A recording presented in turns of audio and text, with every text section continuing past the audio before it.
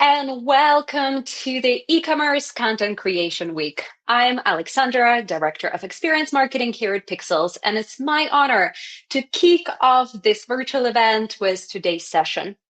And our today's topic is the one that definitely stirs the pot because we are going to talk about trends that are going to rule e-commerce visuals in 2026. But before we dive in and before I invite up on this virtual stage our awesome speakers, I would like to go over a few housekeeping details. So we have a couple hundred people registered for this event. And honestly, we can't see you, we can't hear you when we are up here on the screen. But what we can see is the chat. So if you are joining and you have something to say about what we're discussing, if you have any reaction, comment, question, please feel free to drop it in the chat and just make some noise so that we have this communication. It really, really helps our presenters to feel comfortable and to feel that they're not talking to the void, but actually to the amazing creatives all over the world. The next aspect is that we will have the Q&A session. So if during the event you have a question, if you hear something that our speakers share and you want to ask a question, do go to the Q&A section next to the chat and submit it there. We will get to it at the end of the session. And all these rules, they apply not just for today's session, but for the two other sessions of e-commerce content creation week that are happening tomorrow and on Thursday. So be there because also there is a bonus content for everybody who joins live. Today, we have three awesome presenters. Each one will get 5 minutes to share their top trends for 2026. And then we will join for the interactive Q&A session at the end. Well, enough of the housekeeping. I think it's time to get started. And it's my pleasure to invite the first speaker of today. It's Pamela Kunkel, Content Marketing Manager here at Pixelz. Pamela, welcome. Hey, Aleksandra. I'm excited. That was quite the welcome. I love hosting these online events, and I want to keep all the energy both to our speakers and to our viewers, of course. Pamela, yes, I know that today you will be presenting the insights and the data points from our annual e-commerce visual trend report. And it's hard to believe, but that's the fourth report that we've created. I wanted to ask you, what was the most surprising fact or data that you discovered in this year's process? Well, first of all, I'm going to do a sound check because I see in the chat someone asked if I'm on mute. Can we hear me? I can definitely hear you. Okay. All good. Amazing. Thank you. Thank you. Sorry about that. Yes. So the EVTR, this is our fourth EVT. We call it the EVTR. And I think this year actually did have some of the most surprising results I've personally felt. But I also know I got some messages after it was launched that people wanted to verify the source of some information from the consumer survey. So when we build this report, we rely on things we hear at Flow, an industry survey that we do with industry professionals, and then we do a consumer survey. And it was in that consumer survey that I found the most interesting results. First of all, it felt like consumers weren't as scared of AI that I personally expected them to be. And then the response to how many images or videos they want to see on the PDP, they wanted 3 to 5, but they also want video. They want polished on-white standard product images, and they also want real, authentic, interesting content, right? And this is what really set the stage for the rest of the trends in the report.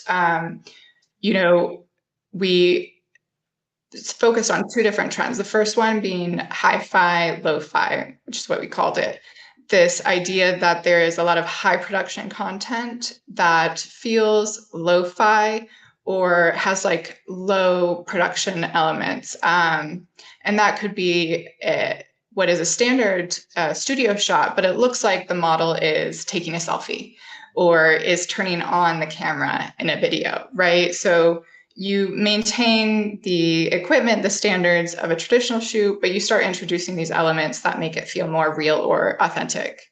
And then the other trend we outlined is AI, obviously. And I think what we're going to see next year is truly the move from playing around with AI to seeing the practical integration of AI, especially on the product detail pages.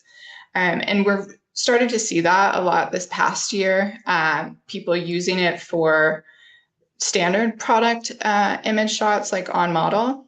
And we're talking AI generated content, just to clear that up.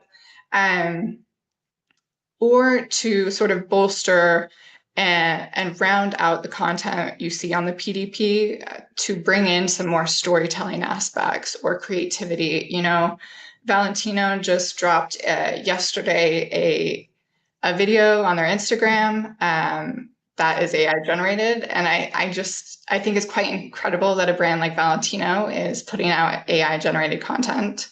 So I think that trend has already started this very week. So it's very exciting. And all in all, I think like we rounded out this report by just talking about the fact that I think what we'll be seeing next year is a lot of intentional diversity with the type of content we see on the PDP. It won't just be one video, one lifestyle shot, one on white product shot. We're going to see black and white image next to full color image, next to a video, next to a TikTok inspired video. Like we're just going to see a little bit of everything. And I'm really excited to see what brands play around with to tell the story of their brand and of their products. Yeah, that's definitely very interesting to see. And my personal hope, and I always refer in these situations to myself as just a regular online shopper, is to actually see all this variety of content, because there seem to be the stages of evolution. First, it was just product. Yes. Then it really shifted into lifestyle and editorial, really campaign style images that you can't understand what's even sold on this precise PDP. And now it seems to be getting to that balance that is guided by what's brand identity is, what the customer is. And I think that's it exactly. You know, it's not just throw everything. It's like what works for you and your brand. So, yeah. Yeah, well, that has been very insightful. And I know that was just the tip of the iceberg. I know Julia has already shared the link to the full report in the chat. We'll also be sending that in the follow-up email for today's session. So check it out. There's quite a lot of data, and there will be bonus data as well from it that is not included just for everybody who joined this session live. But Pamela, before I let you go off the stage for now, I have one more question.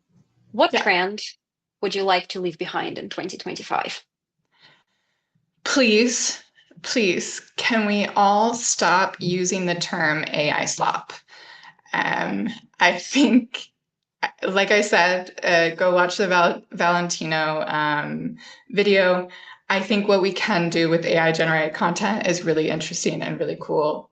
And I think using the term AI slop doubles down on this idea that the AI cannot be good, and it can be. So I would really like us to stop using that. That's a very good, almost a Christmas wish. That was Pamela Kunkel, her Christmas wish to remove AI slop from our vocabulary. And Pamela, we'll see you later. Thank you so much. And our next speaker for today is Eve Meskauskaite, photography and retouch lead at Gymshark. Eve, welcome. Hello, hello. Hello, how are you doing? I'm good. Thank you for inviting me. This is an amazing opportunity. I'm so excited. Thank you for joining and thank you for taking time. I must say that whenever I get to speak to someone at Gymshark, I'm a bit of a fangirl. I have a gym class right after this webinar, and I have my Gymshark uniform waiting for me right there. I'm definitely a brand fan, but I'm also a fan of the work that you produce on the visual front. And one of the questions that I have for you before we dive into the serious part Mm. is, what was the most fun project that you worked on at the studio this year? Oh God, there's been so many. I can't just like pick one. I think I think everything that we've kind of been doing has been so thought out, and even from campaign level to the new PDP and what that looks like. Like we've stepped away from the grey, we've got into this really lovely neutrals and finding those red threads and storytelling where it's a seamless kind of experience for the shoppers. I think that is what I'm the most proud of, like from every single angle. Amazing. Thank you for sharing that. And well, I'm excited to hear what else you've got in store for us about the trends for 2026. Take it away. Thank you. I think in 2026, I think, let's be honest, there's going to be two camps of AI stuff, and there's going to be people who will be rebelling a little bit. They will be probably going back a little bit into fail, the BTS vibes, the sort of, just put a little grade on it.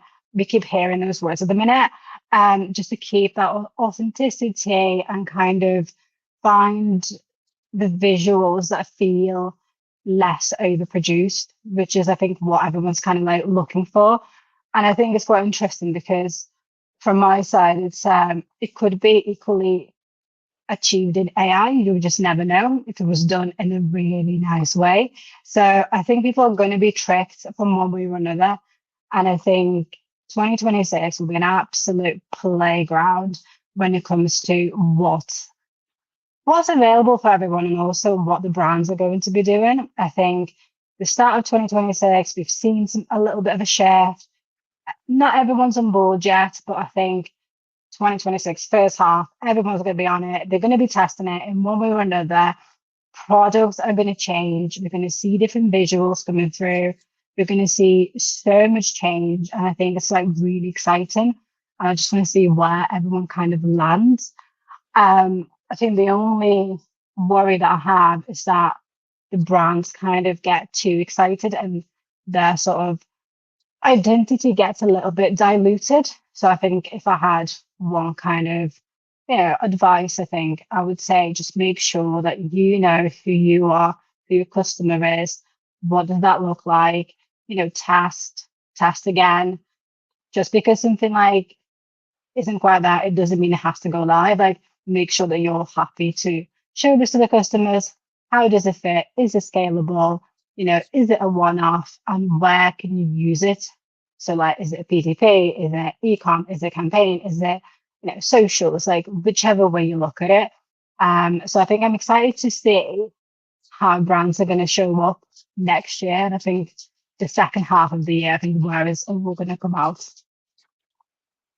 And do you think the customers will actually retire that AI slop term to just label everything AI generated? Do you feel like we will get to the point of people just accepting the fact that, Yeah. yes, AI generated is the same type of visual?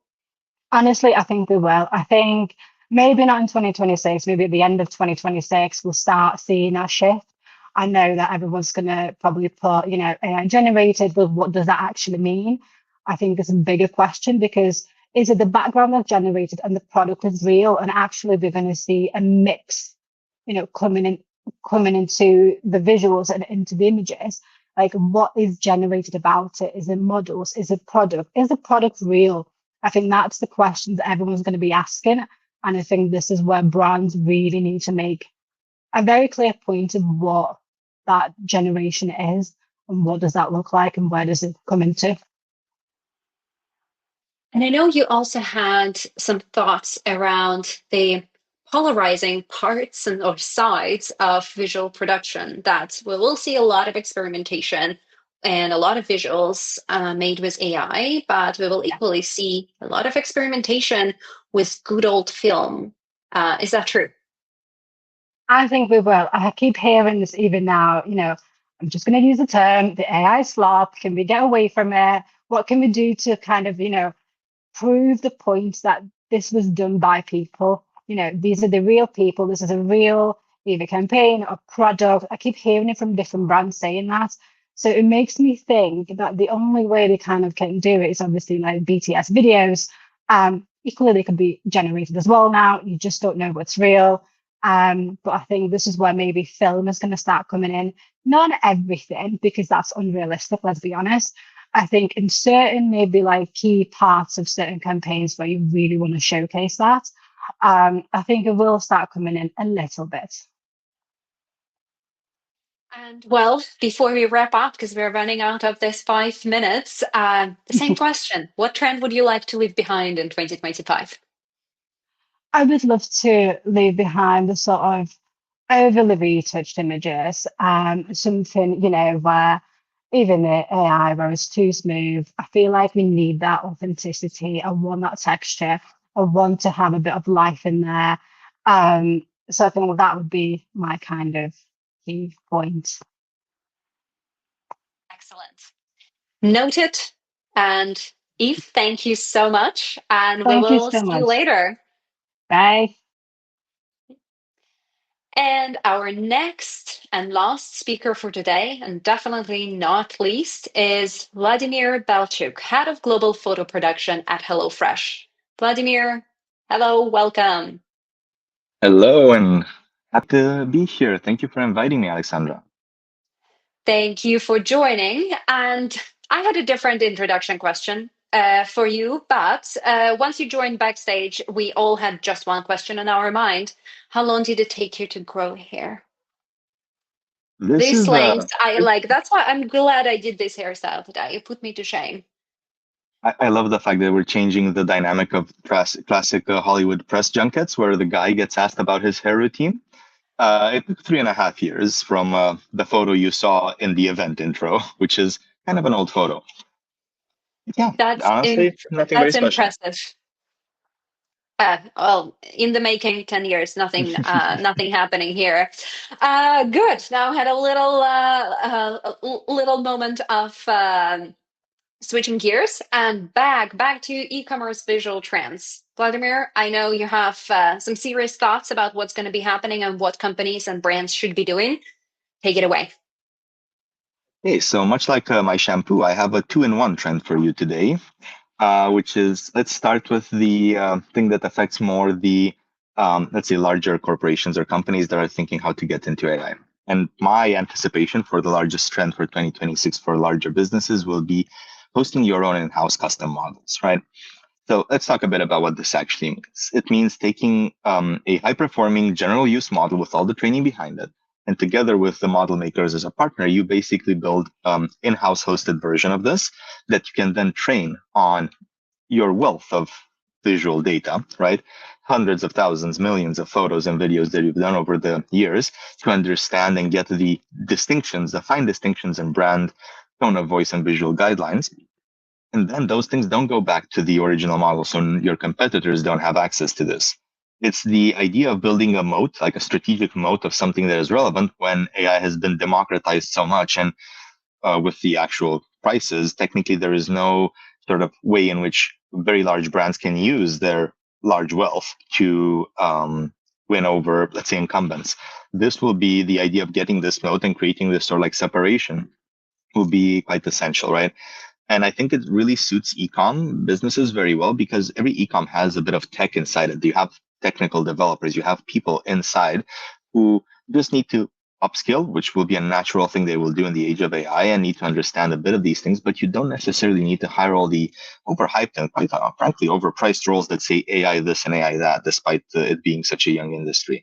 So it will be very viable and it's less of a jump than expected, but these sort of custom models are not yet fully refined by model makers like Google or Anthropic. So there's still a bit to wait there. I think the main choice that businesses will have to make here is, do you go for making it in-house, or do you pay or do you wait a bit longer, 6 to 12 months? You wait for this to settle, for the prices to go down, for this to become a more competitive product, and then you get it at a cheaper price, but you've lost the first mover advantage, right? So everyone will probably have to make their own decisions, but it's definitely something to keep an eye on or explore if your team internally hasn't done this yet. And so like to cascade this into the second point, which is my belief is that quality assurance will have a meteoric rise in importance, especially for content. What happens right now, and let's call a spade a spade. The worst thing that can happen if you have a very bad ecom image is people go to the PDP and they don't buy the product. You lost a sale. What's going to happen with AI is you're going to have 10 times, 20 times more images, and you're going to lose a sale when someone doesn't like an image, and then you're going to be dragged online on all social media for having used AI slop and AI crappy images and so on. So you actually have to look at every PDP image and every AI generated image as a potential vector for a PR scandal for your brand. It means that not only do you have to overinvest in QA is no longer an afterthought of just making, because the stakes are much higher, the volume is going to be a lot higher. And most importantly, the process in which you create these images will not be the same.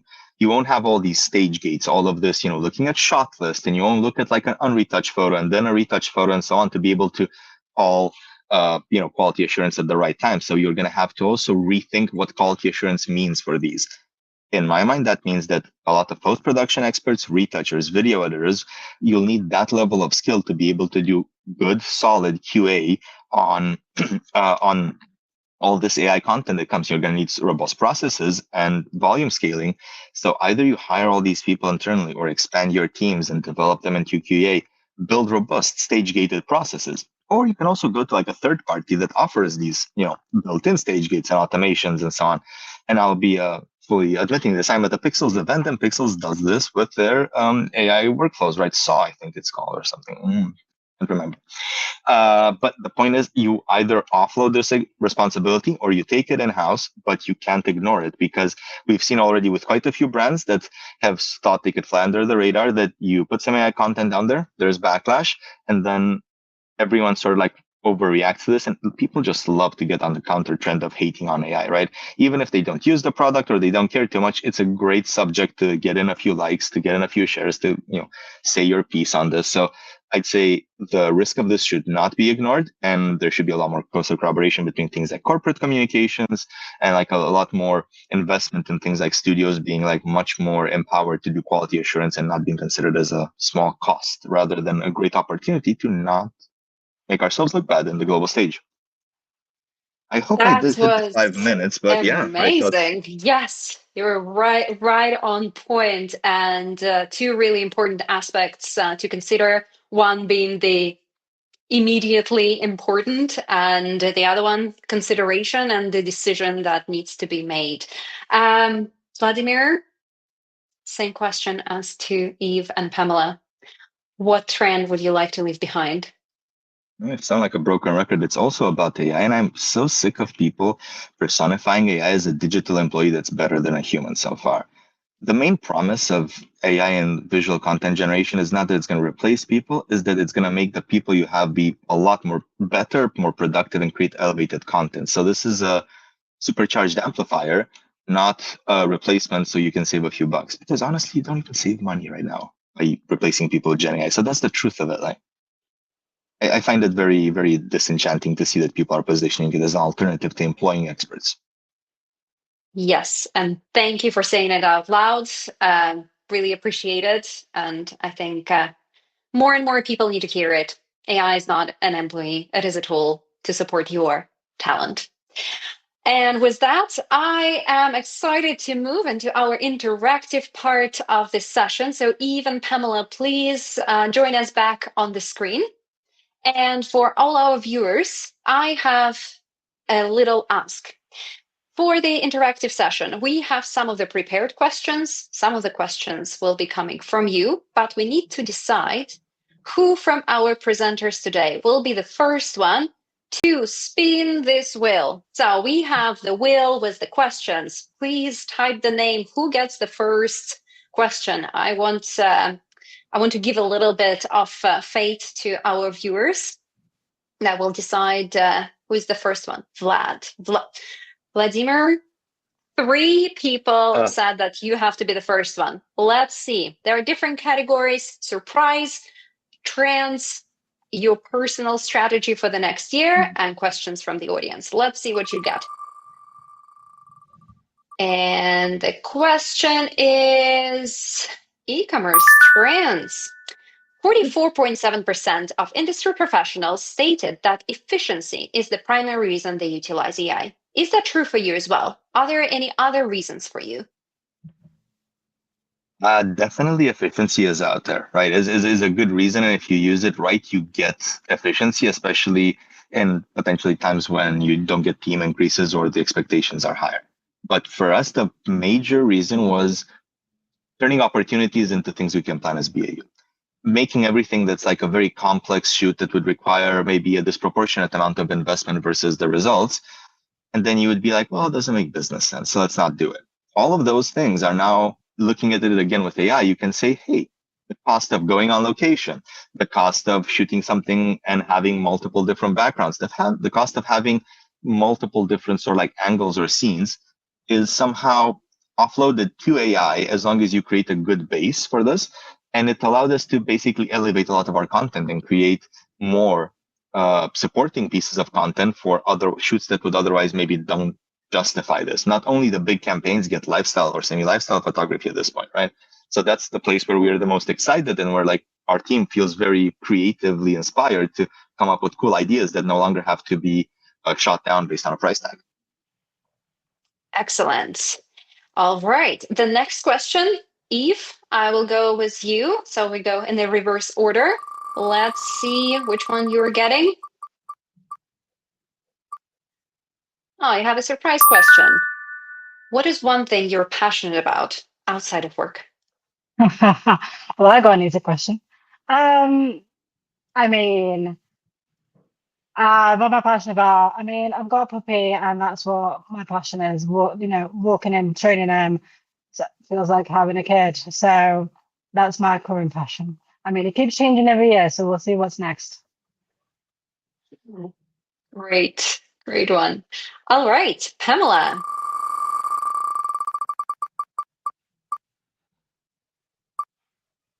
Oh, we have another surprise one. What's your ideal holiday trip? Like a holiday as in Christmas or holiday as in vacation? As in vacation. I want equal parts doing nothing. No, I want three things. I want someplace that has really good coffee, someplace where I can sit there, read my book, and do nothing, but also like explore when I get a little bored, you know? So if you know where that place is, let me know. Excellent. Okay, Vladimir, back to you.